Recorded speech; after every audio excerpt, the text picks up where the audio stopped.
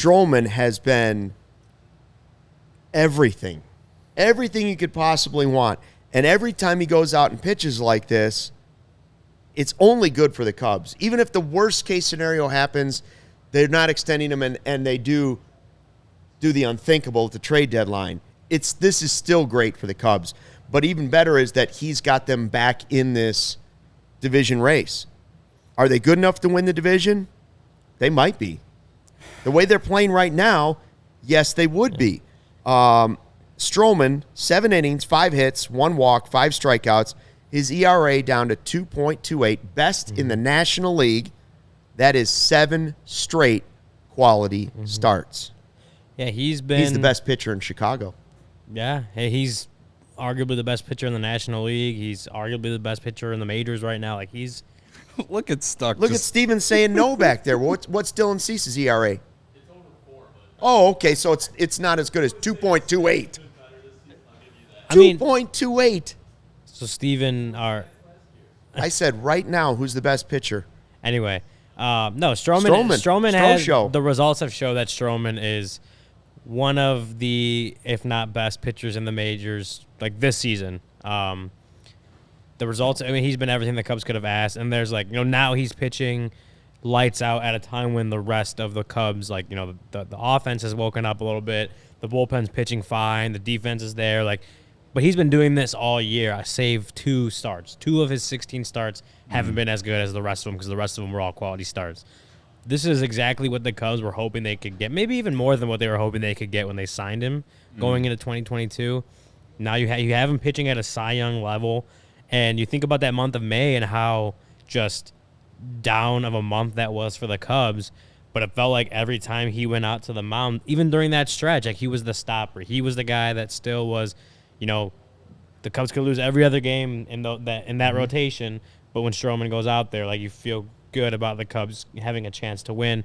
And, especially that start against the Rays, the 9 shutout innings, the one hitter, that was the epitome of what Stroman has been able to do for the Cubs this season. Even when they're having their downs, they can throw Stroman on the bump and he can lead them. He can put them on his back and lead them to a win.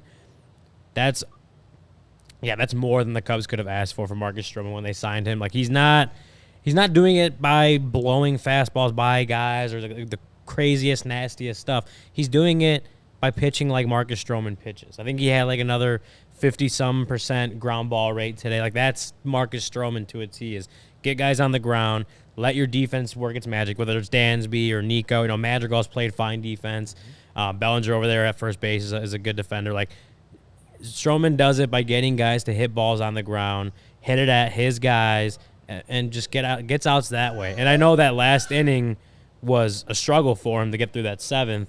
He got through it. He made the pitch that he needed to get out of it, and it ended up being another really good Stroman start. It was just it's to a point where you come to expect it, which is kind of crazy to say. For sure you do. And Cody, you look at this, and we said going into this season, Dansby and Nico up the middle, and at that time we said Bellinger in center. Right now it's been Talkman in center, but he's been great too. We said that defense up the middle and going defensive-minded catcher. Yeah. Give Barnhart credit for some of this. He's his personal catcher. Basically. You can't just say he has no impact on this. Yeah. I think Stroman would tell you he does. But so we said the defense was going to should make Stroman better this season. But 14 quality starts before the All-Star game already? Dare I say, right now, he's in the Cy Young hunt. I know it's early, but he's in it. Absolutely. He's right there with Spencer Strider from the Braves. As far as Barnhart, there was one strikeout that I think he got in that last inning that I want to say, I can't remember who it was, but he got him looking and it was on the umpire, got the wrong call. It was the wrong call, but it's a great frame job by Barnhart. Mm-hmm. So, listen, all jokes aside about taking Barnhart for who you got, for him to hit the homer tonight to give them the lead, it definitely helped. And whenever we've seen it many times this year, whenever the Cubs are able to score early for their starting pitchers, it certainly helps them moving further into the game. And, when Stroh had those, the last inning he had that were, he threw 20-plus pitches in the last inning. He really, he walked his one batter that inning, and it felt like things were teeter-tottering between, like, going either right or going bad.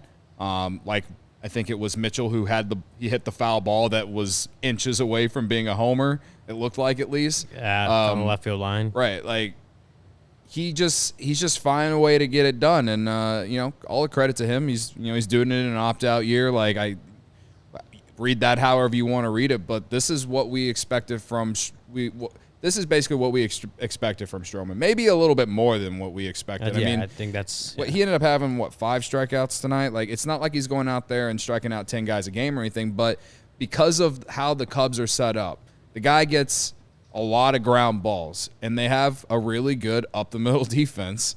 That helps, and they have a Gold Glove outfielder in left, and they got a guy who was a Gold Glove caliber right fielder in Japan.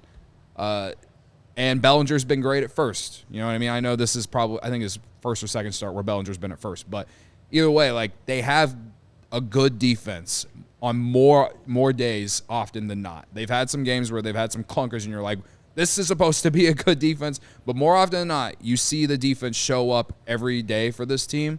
And I'm not taking anything away from Stroh, but it certainly helps that he has that. Because I will say, last year, especially in the first half of the year, there were some games where I felt like, man, that start could have been better if the defense didn't let him down, stuff like that.